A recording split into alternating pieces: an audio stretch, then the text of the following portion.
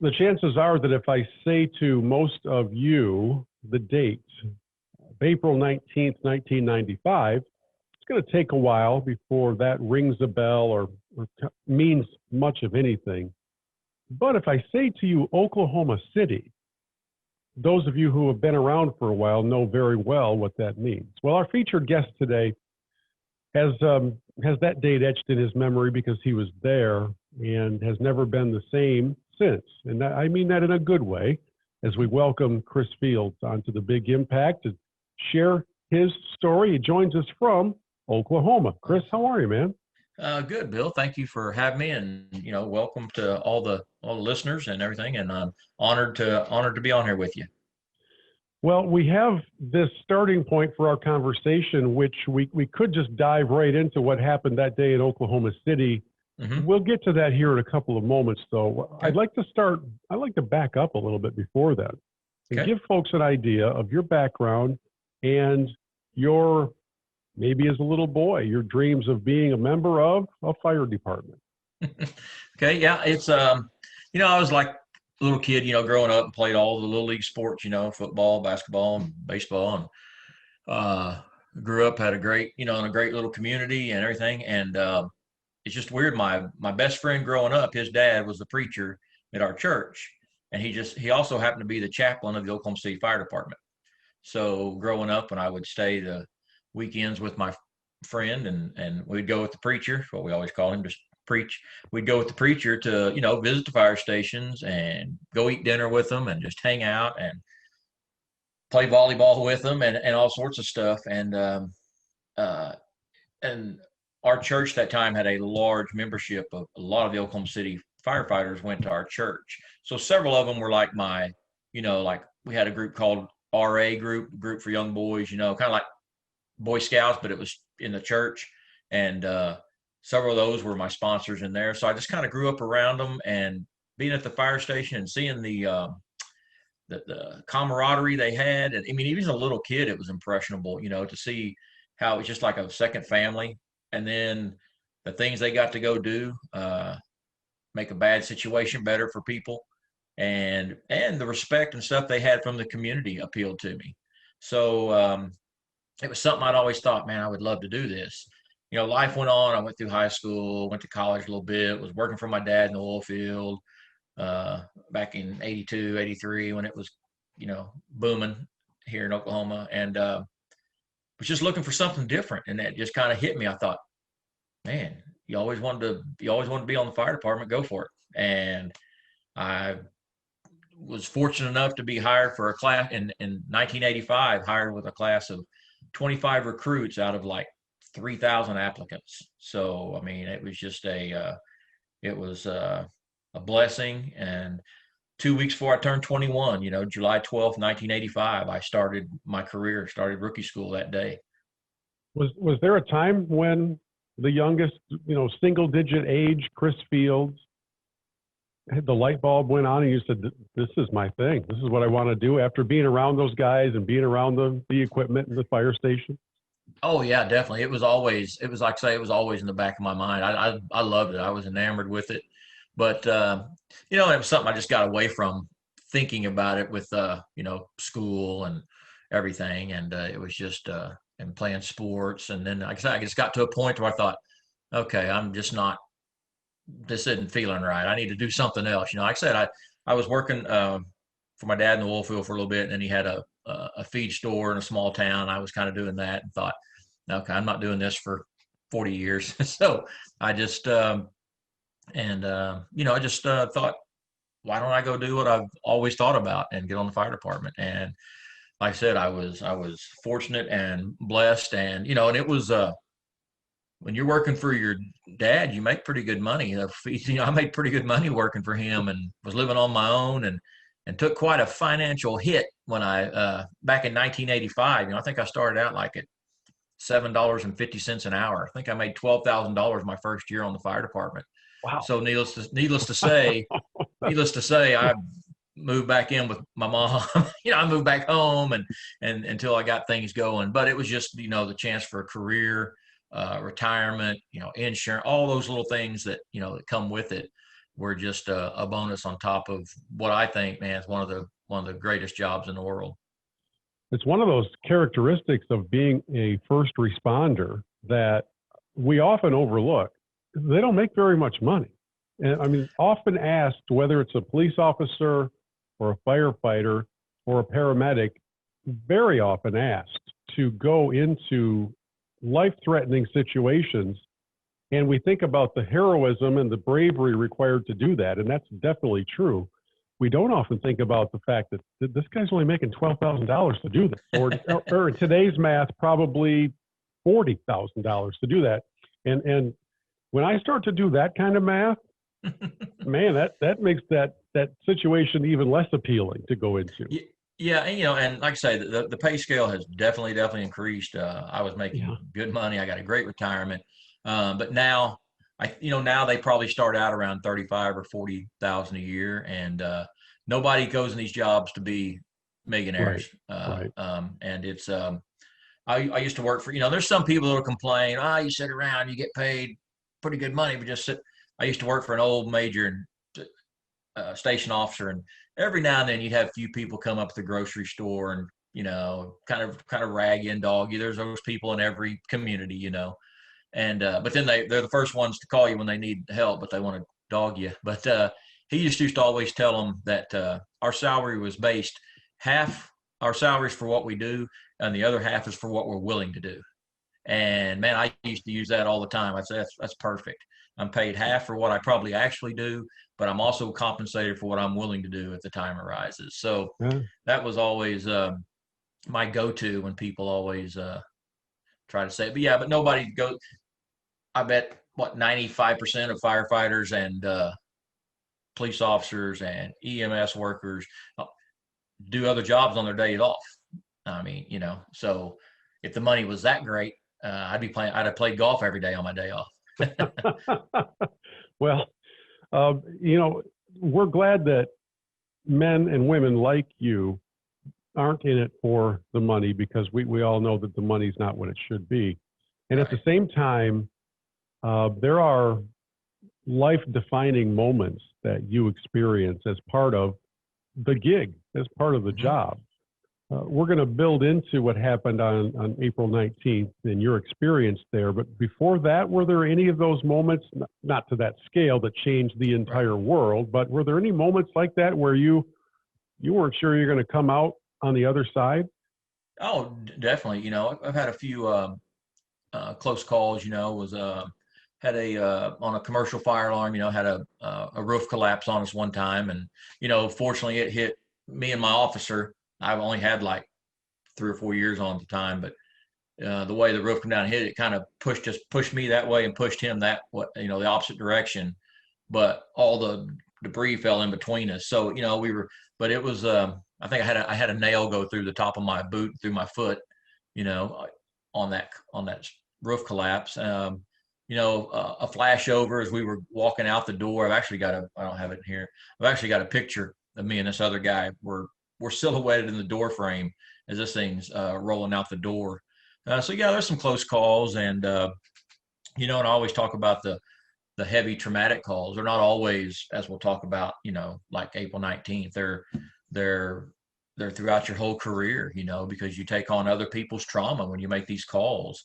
And in 1989, we lost 3 firefighters in a house fire here in Oklahoma City, and one of them was a mentor of mine from the church, that worked with us as young boys at the church, and a great man. And one of the guys was a buddy of mine from rookie school that died. We just had a little over 3 years on the job, and and he was killed in that house fire we made. So there's all sorts of things in your career that close calls. They're not even always necessarily firefighting related. You go on, because we have paramedics, we do first aid calls.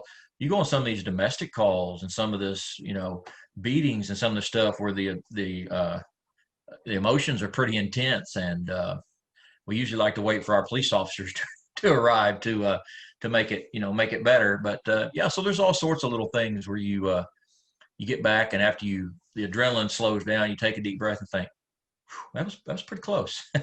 Yeah, you never really know what's on the other end of that 911 call. You may have a general feeling for the big picture, but there are Right. people involved, there are emotions involved, and there's the always kind of the unknown involved. And I'm wondering, as part of your makeup, is there an element of faith that kind of propels you through those questionable moments? Do you go in saying, well, let's knock on some wood and hope for good luck, or do you go in praying, Lord, please protect me? Oh no, always, pray for the Lord to protect me. I was raised in a strong Christian home. My mom, I rank her up there. She's definitely a prayer warrior, Mhm. and we'll talk, about even when the bombing deal happened, it was her. Not that I always listened to her, and not that I always took her advice, but she was always there with, God has His hand in this, and it did get. We'll talk about it. It did get to the point where I was going, yeah, spare me that, but it was always a part of my life growing up and even into the job. Well, that's a brief bit of background on Chris Fields. We're going to take a quick break. When we come back, we'll turn the corner into that fateful day in April of 1995 when the big impact continues. We continue with Chris Fields here on the Big Impact. He is in Oklahoma City, and Chris, I'm in Michigan. And who would have thought that back in 1995, those two locations would have been sort of loosely connected? I can't Right. imagine. I still can't wrap my head around the mindset of evil that Mm. was being put into motion less than 90 minutes from where I sit, that would then be on display a few minutes from where you sit. So we had the militia mindset, we had the government Right. must be taken down mindset, and we had Timothy McVeigh and his cohorts. None of them rocket scientists, but all of them smart enough to know how to make a major explosive. Right. And that major explosive resulted in the largest domestic terror incident, I believe, in the history of our country. The visuals of the Murrow building looking like it was right out of a science fiction movie. So you were there. Can you walk us through what that day was like in the world of Chris Field? Yeah, it was, and like you said, the amount of evil that perpetuates people, it's just I'm like you, I can't wrap my mind around it, to have that be that angry with something to make you do that. But it was a normal day. I went on duty at 7 o'clock that morning. It was a Wednesday. I always remember it was a Wednesday because at the fire station you have different, whatever days you're working, depending on your shift, you have different things you do at the station, take care of the station. Wednesday was yard maintenance day. So I knew some of the guys. I was one of three officers at the station. I was the lowest ranking officer, but all the other guys were out doing weed eating and mowing and all that kind of stuff. So I always remember it was a Wednesday. And I always remember the time because 9 o'clock is about the time we go to the grocery store, to get groceries and everything for that day, for that 24-hour shift. And we were just talking about going to the store, standing there at the kitchen, and we felt it, we heard it. The windows rattled at the station. I was stationed at a fire station that was about 17 blocks north of the bomb site of the Murrah building.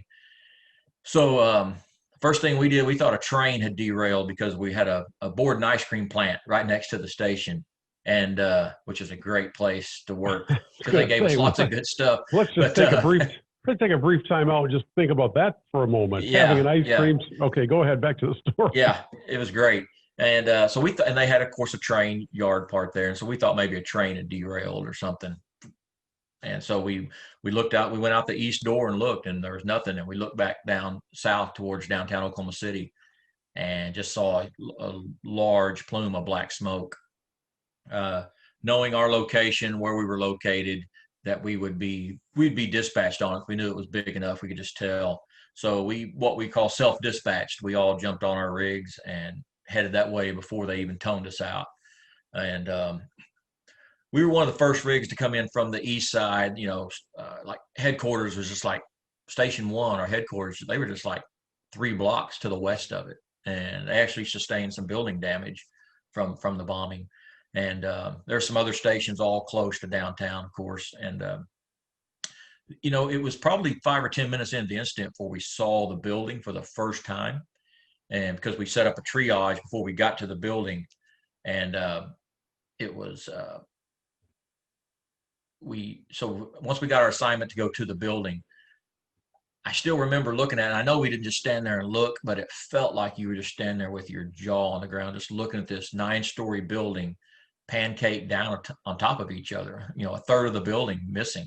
And, and you look back on it, and if you'd have told me right then, and it doesn't take away from the 168 fatalities there were and all the injuries, but if you would have looked at me and said, at the end of these 2 or 3 weeks, there's only going to be 168 fatalities, 169 fatalities, I would have thought you were crazy just by seeing the building. And so, to come out of it with, I'm not downplaying or minimizing any death by no means, but to see that building up close and personal and think that only 168 people, we were fortunate that it wasn't into the hundreds and thousands. Yeah, and for those of us who live in other parts of the country where we watched all that unfold on television, one of the memories that I have is that there was a daycare center in that building. Mm-hmm. And obviously it's the morning, so a lot of kids had just been dropped off by mom and dad for their normal day of being looked after. Right. And while we certainly mourn the loss of anybody who, goodness, I mean, that building, like you said, it's a miracle that there were that number of fatalities and not triple that number.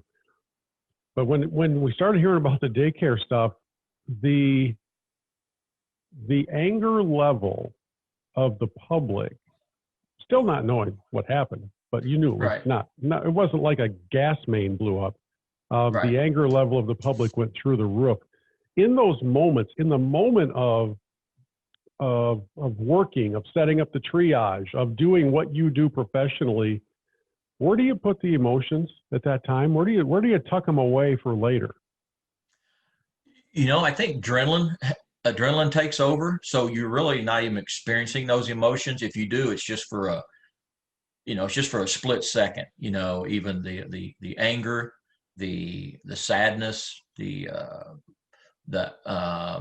grief, all that, it just hits you for a second, because then it's just like I say, I think it's just adrenaline helps you just push them to the side. And that wasn't what we call our first in area. I'm sure the other stations that were closer knew, but when they came over the radio and talked about a daycare on the second floor, I think you could feel everybody's heart sink. And at that time, right or wrong, once we found out it was a bomb, it was still what we thought was at first they were looking for Middle Eastern people. We thought, that was the temperature of America at the time. And that's what everybody thought. So there was lots of anger inside that building. And you could feel it. You could feel it amongst the guys and girls in their work. And it didn't change the anger either. Once we found out it was domestic, it wasn't, sort of still didn't know who, it was just directed at whoever did it.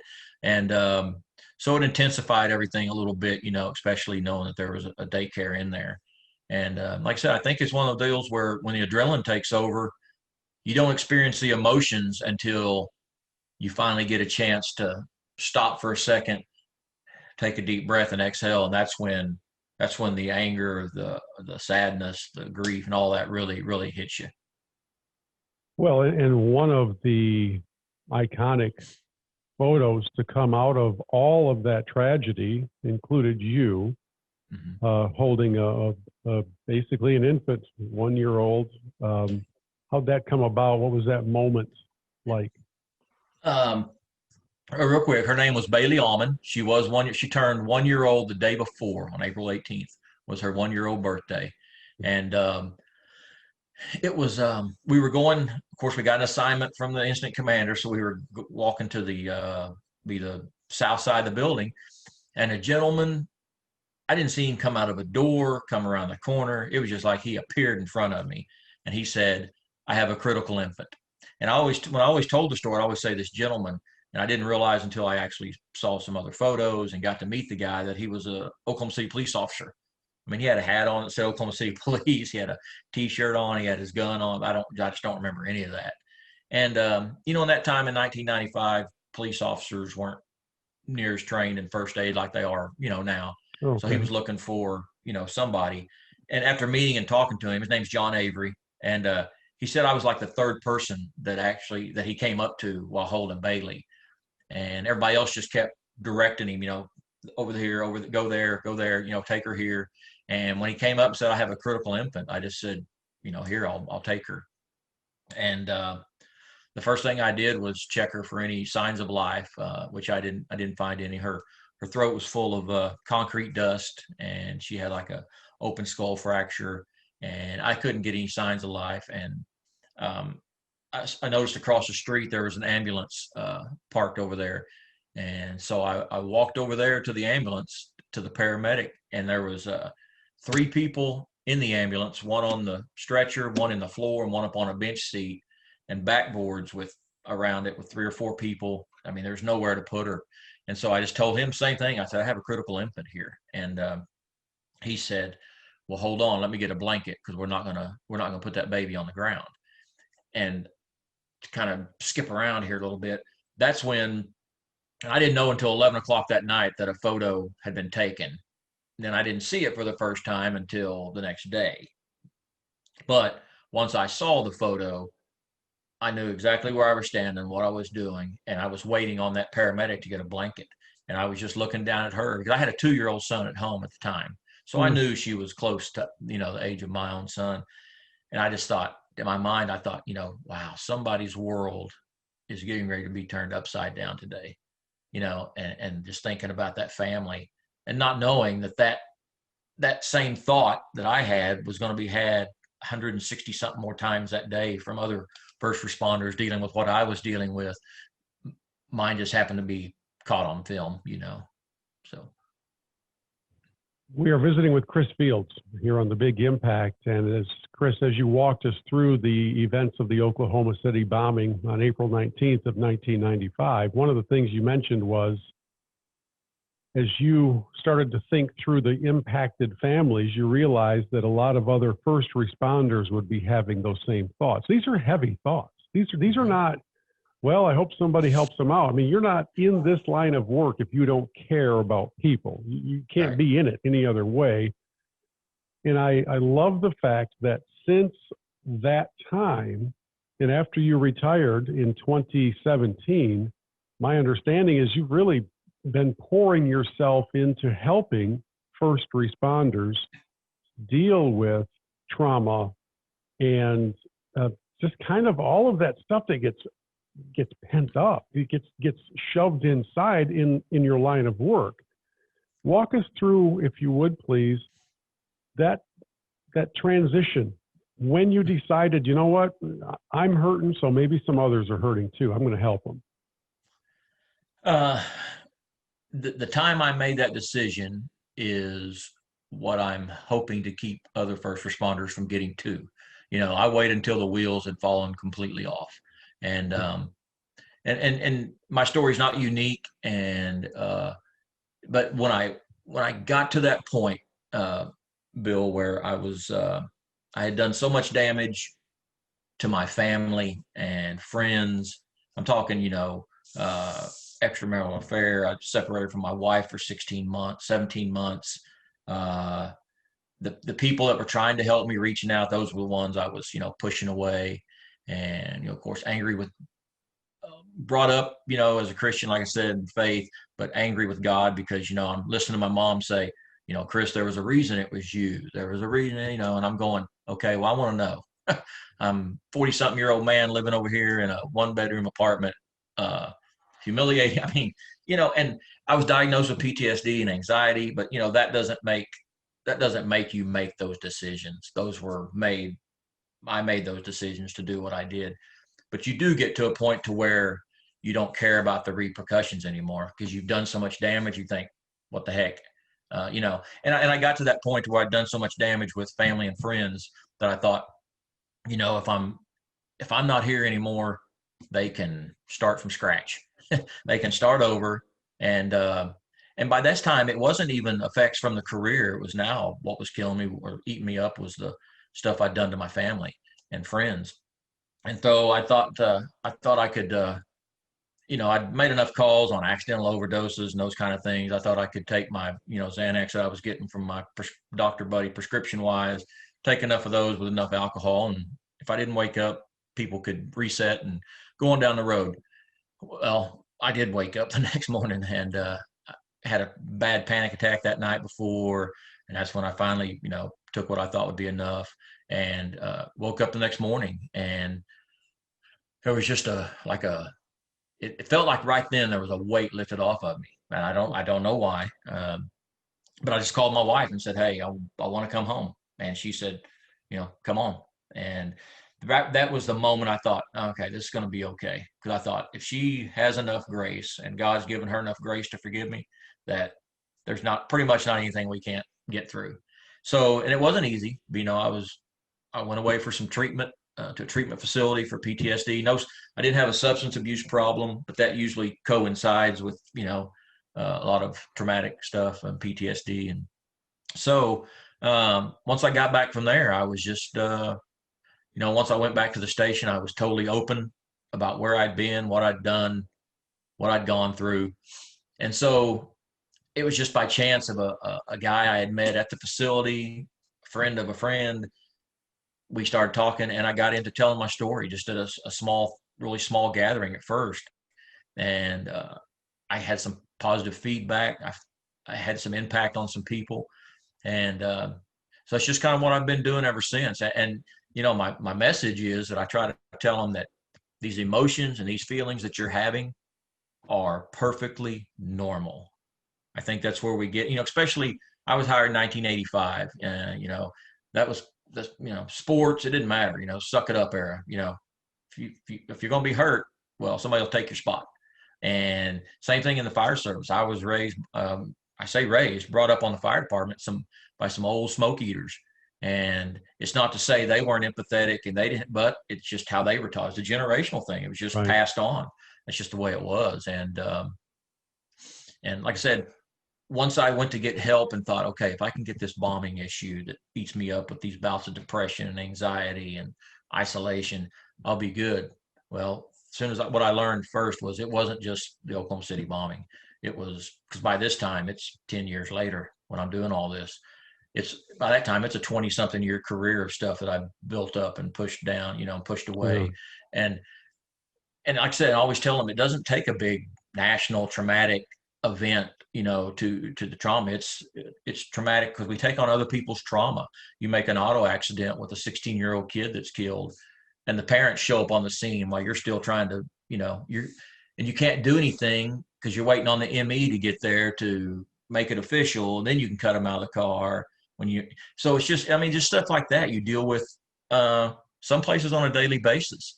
And they're as simple as making the 89, 95-year-old gentleman that passed away in his sleep peacefully but had a great life, and you make him, and his wife's crying on your shoulder because she says, "I woke up with him for 65 years. What am I going to do now?" Yeah. That's traumatic. And we take that on. So when you take that kind of stuff on for 20, 25, 30-year career and you don't process it or talk about it, it'll start to eat you up. Well, I'm so glad to hear you describe that. And I keep thinking about those who, as a profession, are in critical situations, first responder situations, whether it's Oklahoma City, whether it's 9/11, whether it's, like you said, responding to an auto accident where something that happens in that accident sticks with you for a long time and it just starts to tear you apart. And at the same time, my understanding is that when you get into those moments, you can feel all alone. You can feel like nobody else has ever experienced this before. And interestingly enough, Chris, you come to all of this from a background of faith where, I guess technically you could say, hey, now you know better, Chris. You know the Lord's in control and he's going to help you through all of this. Thankfully, he's still there for us, even when we forget that part. Do you view the fact that you're still here? Do you view the fact that you're able to help other first responders as an evidence of just the faithfulness of the Lord sticking by you, even if you've forgotten that he was there? Oh, without a doubt, Bill. And it's funny, he throws you so many opportunities, you know, to remember that he's there for you, but you're caught up in your own selfish world, and just like, when things started kind of unravel at home, as far as my little bouts of depression, anxiety, and and the way I was treating my wife and kids, and and my wife basically said, get help or get out. Mm. And to me, there was the Lord saying, your wife has put up with this for quite a while. And she's saying, let's go get help. But no, I took the other route. I took the pride and ego route and said, well, okay, well, nobody's going to tell Chris Fields what to do, whether it be Cheryl or God. So that's when I left and just started living kind of a separate life. And many opportunities, and those were all friends that I pushed away. And they'd send me a random text or a random call, and it's just, you just keep pushing it away until and I had opportunities to speak and tell my story a little bit just about the photo, but my gosh, my story wasn't done, and it's still not. But to that point, when people would say, like when I first started to reach out and get help, people like, hey, you want to talk about that? And I thought, how hypocritical at that time for me to, here I am living over here, a lifestyle that no father or husband should be living. Yeah, I'm going to go tell these other people to go reach out and get help. And so my story wasn't done. And yeah, I think God totally knew it was going to take something bigger than these little hints he was throwing at me due to my stubbornness. And like I said, when I woke up that next morning, I just felt, I had never felt that much at ease in the last, 15 years, waking up. There was always something eating at me, something, that I had done or said, or the bombing or another call, because you always second guess stuff. And so that was the first morning when I woke up and said, and then when my wife, like I said, when she said, come home, that's when I knew that I said, okay, I am on, this is the path. This is the purpose. And when I was laying there thinking, there's no way this is my purpose in life, to be living like I'm doing. And I didn't think I was going to end up getting the opportunity and be blessed to go speak to people. In my mind, when I said this isn't my purpose, I knew my purpose was to be a good father, a good husband, a good friend. This stuff I'm getting to do now is just icing on the cake. So, Well, that icing on the cake is also an important blessing in the lives of people who need to hear your message. And so one of the reasons that I was excited to have you on the program is connected to what you're doing now, which in normal times would have you probably on airplanes and in speaking situations to those who are dealing with trauma. Now you can do some things virtually and remotely. So for those in our audience who may be first responders from law enforcement, fire, nurses, the COVID era has brought a lot of stress and trauma to a lot of people. Yep. What's the outreach that you offer to them, and how would you like to connect with members of our audience? What's the next step they could take to connect with you? I tell you what, I was getting to travel and do some speaking, as we talked about, and COVID kind of shut that down, but it opened up another door. Again, I think, the Lord has his hands in that, closed that door, but this one opened. Several buddies of mine, retired officers, SWAT guys, and military guys, we are able to start a weekly webinar show, and it's the website is www.traumabehindthebadge.com, and it has all of our information on there, our bios. It has our contact information. So I just encourage anybody, if they want to talk, they can reach out there. They can have my contact information. I am just like I'm on the job. I'm 24/7. I've gone to speak at these deals, and I'll give out my personal phone number because I want to pick up the phone if somebody needs it. And does Chris Fields have all the answers? Heck no. But I've met enough people and have gotten to know people that probably do have the answers. And if they don't, they know somebody that does. I won't leave anybody hanging without an answer or an avenue or somebody to talk to. And so I just advocate, man, that you have to reach out, and it's not you're just perfectly normal. It's the things you're feeling, like you said, from firefighters, law enforcement, nurses, dispatchers. They're the most forgotten first responder. They are the actual first responder, that take on all this trauma and they don't get to hear outcomes a lot of times. They don't get to interact. And so it's a tough world. But so I just encourage everybody to reach out and come watch our webinar or get our contact information from that website and reach out, and I promise you, we don't leave anybody hanging. You can also go to chrisfields.org for all the information and background and all the good stuff. And Chris, kind of a personal family related question for you. You mentioned that you have some young ones or younger ones. They're probably not that, they're probably in their teens now would be my guess. If they said, Dad, I think I want to be a firefighter, what would you tell them? Well, they're actually 27 and 21 now. Okay. So, and, I would encourage some of their friends. My 27-year-old, he's got another career. He's doing great. So he would never, my 21-year-old, he's going to college, but you never know. A lot of his buddies are trying to get on the fire department.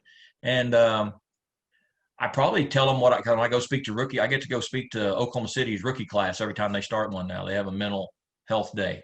Me and a couple other guys that have gone through some stuff get to go speak to them and everything. So I think I just give them that speech right there, that you're going to see things and do things that normal people shouldn't have to see or do.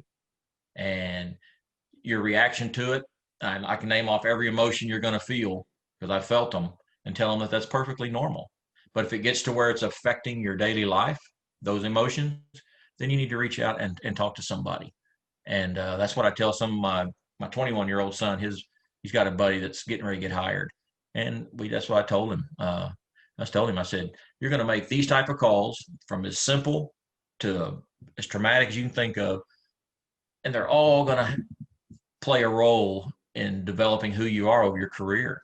But when those emotions and all that start affecting your daily life, that's when you need to, I tell them, call me, reach out to a family member that you feel like you can confide in. So I strongly encourage it if they want to get on. It was a great career for me. A guy I didn't even know that I met in rookie school was the best man at my wedding 2 years later. I mean, so you develop those kind of relationships and that kind of family atmosphere. And I encourage anybody to, and it's that same way with police officers. It's just and nurses and anything in that first responder world. It's just kind of another family. Well, I can't thank you enough for sharing your story. And I think more importantly, for sharing a part of yourself with others who are going through what you went through. It would have been very easy for you to retire, to kind of move into the background and kind of just worry about the family, and nobody would have blamed you for doing that. But to have that servant mindset that says, I know there's some other people that are hurting out there. I think that's awesome. And I really appreciate you coming on to share that story with us. It's very powerful. Well, thank you, Bill. And again, I appreciate you having me on. Anytime I get a chance to share my story, and that was kind of my thing. I thought, okay, I went through all this, and I don't know how many hundreds and thousands or more out there that thinking the feelings and emotions that they're having are making them weak or make them wrong or make them, not strong. And that's just, you're in these professions because you have a heart, and your heart's going to get hurt. And that's just part of it.